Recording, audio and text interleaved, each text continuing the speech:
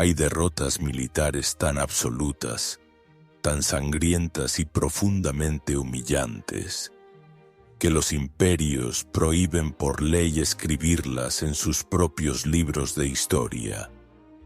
Derrotas que la memoria oficial prefiere sepultar bajo el polvo del olvido.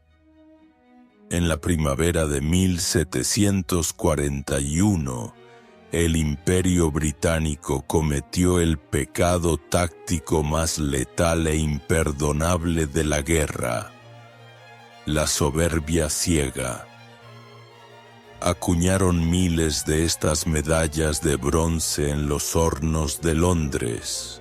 Festejaban de antemano la mayor y más aplastante victoria naval de su historia. Pero aquella victoria gloriosa jamás ocurrió en el mundo físico. Fue el espejismo más patético de un rey desesperado, diseñado para ocultar un auténtico apocalipsis en las costas de América. Porque en las aguas hirvientes de Cartagena de Indias, la armada más colosal que el mundo había visto no fue derrotada por una tormenta.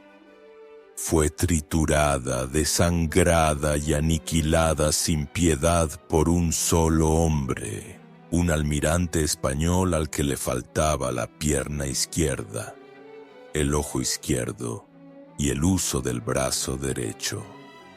Conozcan a don Blas de Leso y Olavarrieta, el medio hombre, el marino mutilado que hundió para siempre el orgullo de la Royal Navy y convirtió a Cartagena en el cementerio de agua más grande de Inglaterra. Para entender la insondable magnitud de este holocausto naval, debemos viajar al detonante original de la locura: la avaricia comercial desmedida. A principios del siglo XVIII, el Imperio Español mantenía el monopolio absoluto del comercio global. Gran Bretaña, asfixiada por la codicia, financiaba el contrabando masivo a través de las rutas del Caribe. Cuando un estoico guardacostas español atrapó al contrabandista inglés Robert Jenkins, no tuvo diplomacia. Le cortó la oreja de un solo tajo con su espada y le lanzó una advertencia letal y lapidaria: «Ve y dile a tu rey que lo mismo le haré si a lo mismo se atreve». Aquel trozo de carne marchita y podrida, exhibido teatralmente ante el Parlamento de Londres 7 años después, fue la chispa perfecta. Estalló la infame Guerra del Asiento, o como los británicos prefirieron llamarla, la Guerra de la Oreja de Jenkins. El rey Jorge II de Gran Bretaña dictó una orden imperial tajante: borrar la presencia española de América del Sur. El objetivo británico apuntaba directamente a la yugular económica del continente, Cartagena de Indias. Si esta impenetrable ciudad fortificada caía en manos herejes, el virreinato de Nueva Granada se partiría por la mitad. El imperio hispano colapsaría económicamente y la corona protestante expandiría su dominio hasta la cordillera de los Andes.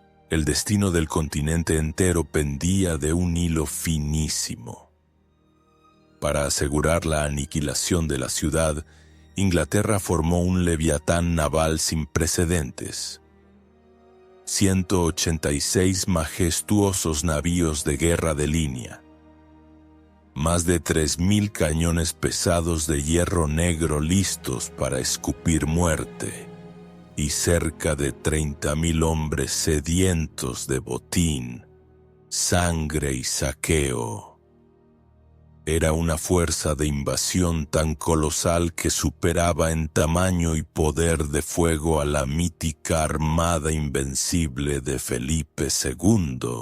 Al mando de esta bestia flotante estaba el vicealmirante Edward Vernon, un oficial pomposo cuya arrogancia aristocrática era aún mayor que su propia y formidable flota. Vernon miró las lejanas murallas de Cartagena y no vio un asedio militar. Vio un simple desfile triunfal. Del otro lado de la piedra, la condena española parecía matemáticamente sellada y absoluta. La guarnición de Cartagena contaba con apenas 3.000 hombres, entre soldados regulares, milicianos y nativos flecheros. Tenían únicamente 6 barcos de guerra maltrechos frente a los 186 ingleses. Cualquier general de escuela europea habría izado la bandera blanca para evitar el exterminio inútil de su gente. Pero la defensa de la Plaza Fuerte no estaba en manos de un burócrata asustadizo y servil. Estaba en las manos callosas de don Blas de Leso y Olavarrieta, un marino vasco de hierro macizo forjado en el yunque de las batallas navales más brutales, despiadadas y sangrientas de su siglo. Su propio cuerpo era un testamento viviente de la furia del imperio. A los 15 años, una bala de cañón inglesa le arrancó la pierna izquierda por debajo de la rodilla frente a Málaga. No derramó una sola lágrima. A los 18, la esquirla ardiente de un muro volado le reventó el ojo izquierdo en la defensa de Tolón. A los 25, el impacto a quemarropa de un mosquete le destrozó los tendones del brazo derecho en Barcelona, dejándolo inútil para siempre. Los lores británicos, sentados en la inofensiva comodidad de sus salones londinenses, se mofaban de él llamándolo el medio hombre. Ignoraban trágicamente que a Blas de Leso le faltaba la mitad de la carne humana, pero albergaba el doble de la inteligencia táctica, la paciencia fría y el fuego asesino que toda la Academia Naval Británica junta. Leso no iba a pelear una guerra de caballeros, iba a arrastrar al Imperio Británico al abismo. Marzo de 1741, el asedio comienza. La asombrosa geografía de Cartagena exigía que cualquier flota invasora atravesara un canal estrecho y asfixiante llamado Boca Chica. Allí, las baterías de los inmensos galeones ingleses descargaron un diluvio apocalíptico de hierro macizo sobre los fuertes costeros de San Luis y San Fernando. Durante 16 días y noches, el cielo tropical se tiñó de negro por la pólvora. El fuego no cesaba. El calor aplastante sofocaba los pulmones de los defensores, mientras la sangre manchaba las trincheras calizas de rojo oscuro. Pero Blas de Leso jamás planeó ganar la guerra en las playas. Boca Chica era solo un matadero de distracción diseñado para su estrategia final. Cuando la caída de los fuertes fue inminente, Leso ejecutó una maniobra de una frialdad y audacia sobrecogedoras. Ordenó barrenar y hundir sus propios 6 barcos de guerra exactamente en la boca del estrecho canal. Los enormes cascos de madera se hundieron en el lecho marino, bloqueando la entrada e impidiendo el paso rápido de los monstruos británicos. Leso no estaba perdiendo la ciudad, estaba ganando el tiempo agónico que necesitaba. Al ver los fuertes exteriores humeantes y a los españoles retroceder hacia la ciudad, el ego desbordado cegó por completo la mente de Edward Vernon. Aún no había pisado la verdadera ciudad amurallada.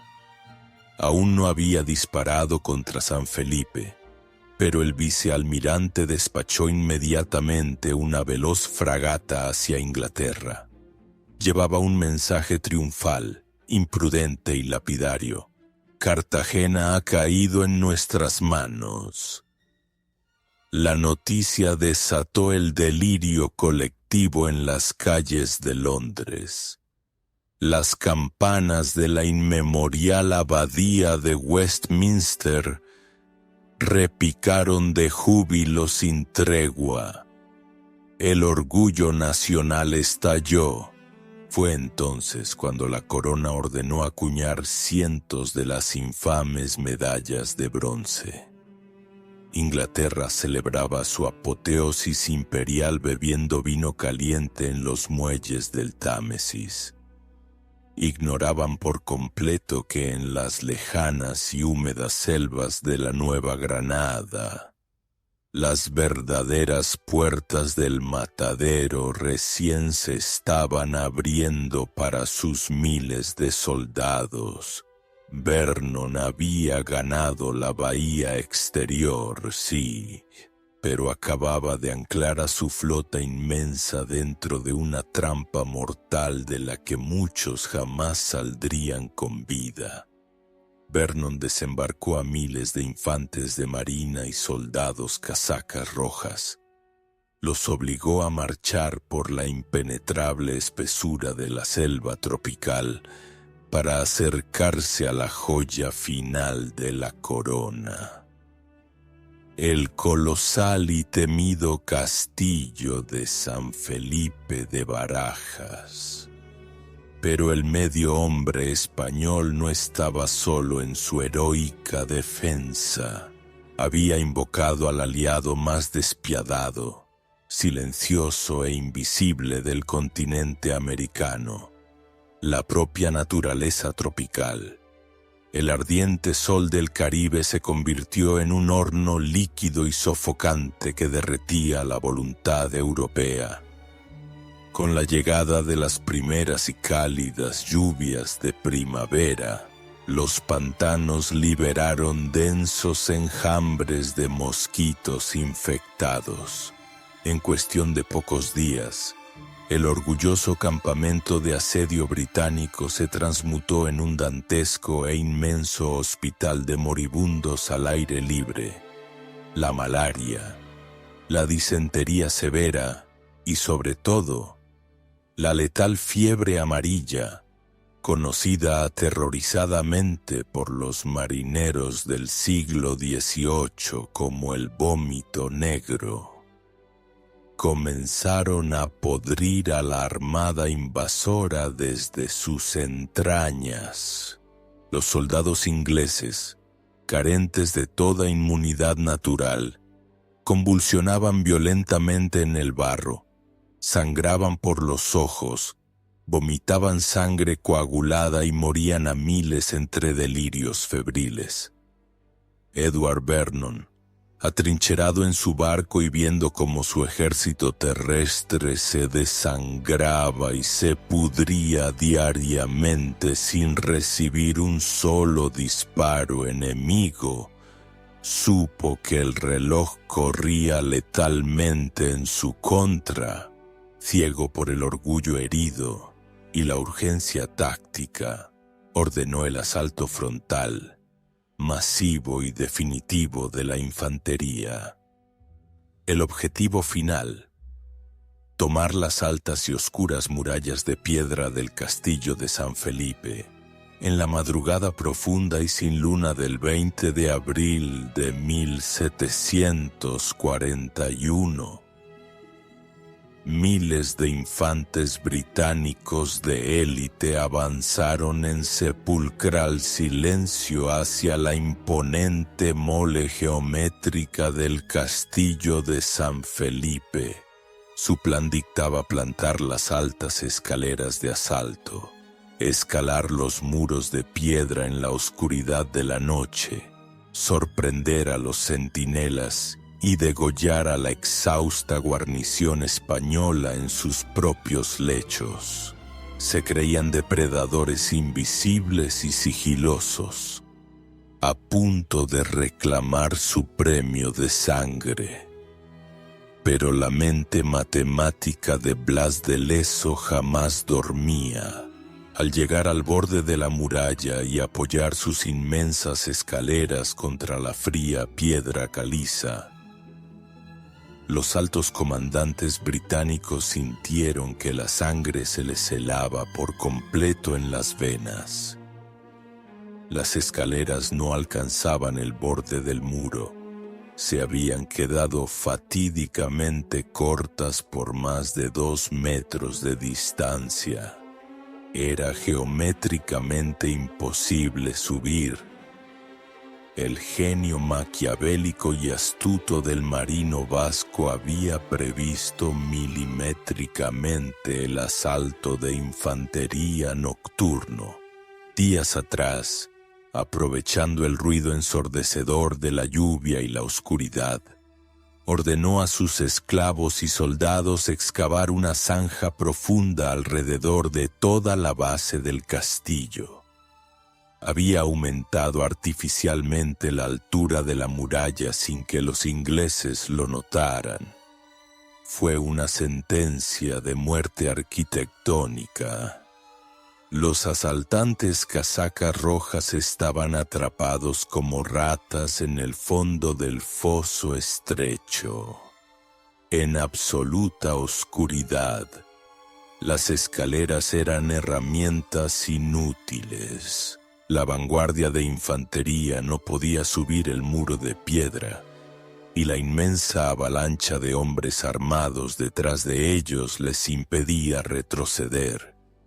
Estaban encerrados en un ataúd geométrico y masivo, y entonces la auténtica furia del Imperio español rugió desde los cielos.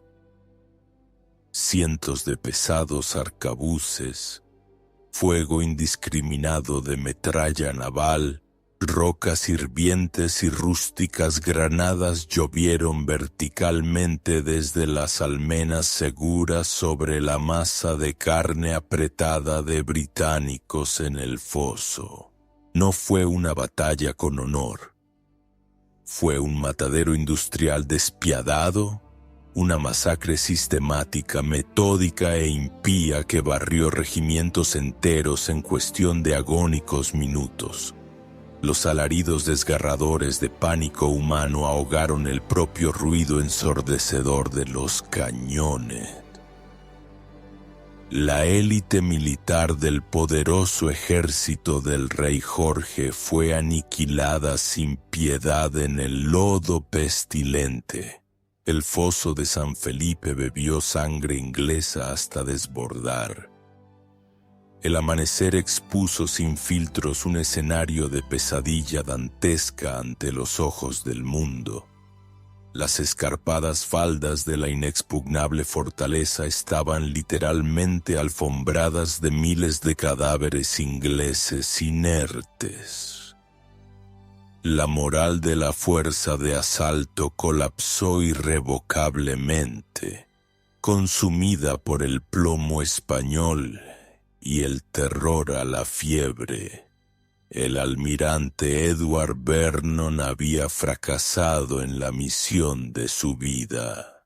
Derrotado, humillado en lo más profundo de su orgullo nobiliario, y viendo cómo los cadáveres de sus propios hombres tenían que ser arrojados masivamente al mar para evitar horribles epidemias en las cubiertas de los navíos, ordenó la retirada general. Ordenó prender fuego y abandonar a decenas de sus barcos gravemente dañados. Pero antes de huir cobardemente con las velas rotas por la artillería hispana, Vernon envió un último y amargo mensaje a la ciudad victoriosa. El mensaje destilaba el odio amargo y el orgullo herido de un imperio que se negaba a aceptar su colapso. Dios mediante regresaré para destruir Cartagena cuando los vientos nos favorezcan. Blas de Leso, con el cuerpo febril, débil y consumido por las implacables infecciones de las heridas de combate, escuchó el mensaje con una fría sonrisa. Dictó a su escribano una respuesta de honor que quedaría grabada a fuego, pólvora y acero de Toledo en el testamento inquebrantable de la hispanidad. Para venir a Cartagena es necesario que el rey de Inglaterra construya otra flota mayor, porque ésta solo ha quedado para transportar carbón de Irlanda. El eco de esta humillación resonó como un trueno en los oscuros abismos del océano Atlántico. Cerca de 30.000 soldados británicos de élite atacaron el puerto caribeño. Menos de la mitad de ellos regresó a su hogar vivos. Más de 50 navíos de guerra quedaron pudriéndose, quemados y hundidos en las aguas del Caribe.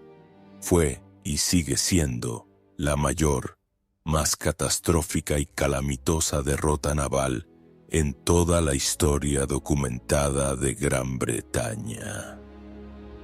La magnitud monumental del desastre fue tan aplastante, tan insoportable para la corona, que el rey Jorge II de Inglaterra ejecutó la mayor operación de censura mediática de todo su siglo. Se ordenó confiscar inmediatamente las estúpidas medallas de la falsa victoria de Vernon.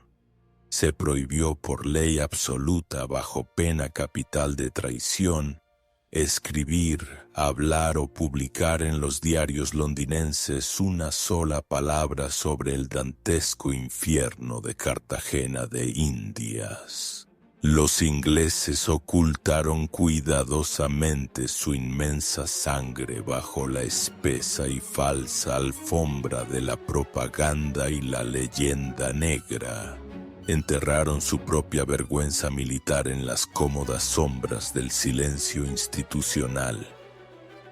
Don Blas de Leso y Olavarrieta, el salvador indiscutido de América, no sobrevivió para ver el final del año. El letal vómito negro, las pestes tropicales y las severas heridas putrefactas del largo asedio lo consumieron en pocos y dolorosos meses.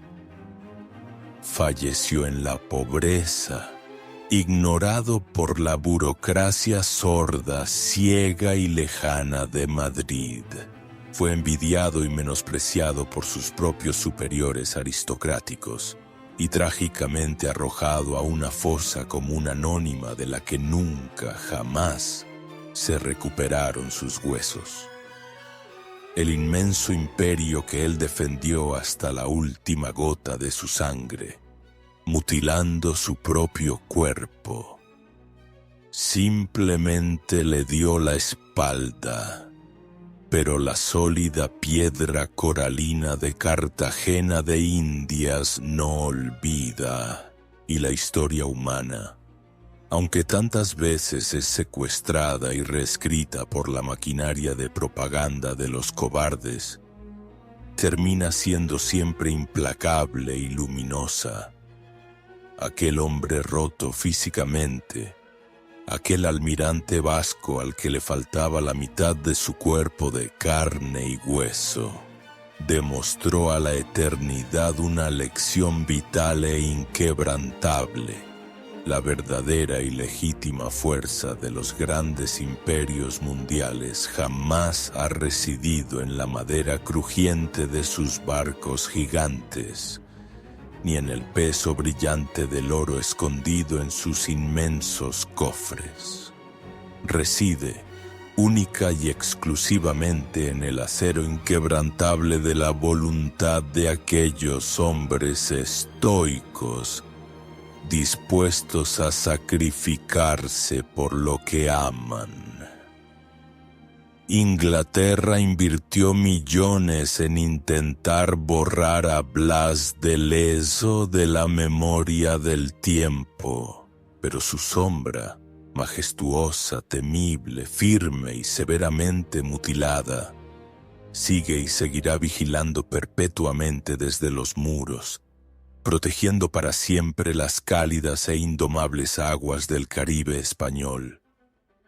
Si tu sangre aún reconoce el peso infinito del honor ibérico, si prefieres enfrentar la dura, amarga y cruda verdad de la trinchera sangrienta, antes que engullir las fábulas edulcoradas, pacifistas y perfumadas de la historia oficial anglosajona, alístate inmediatamente en las filas de este canal.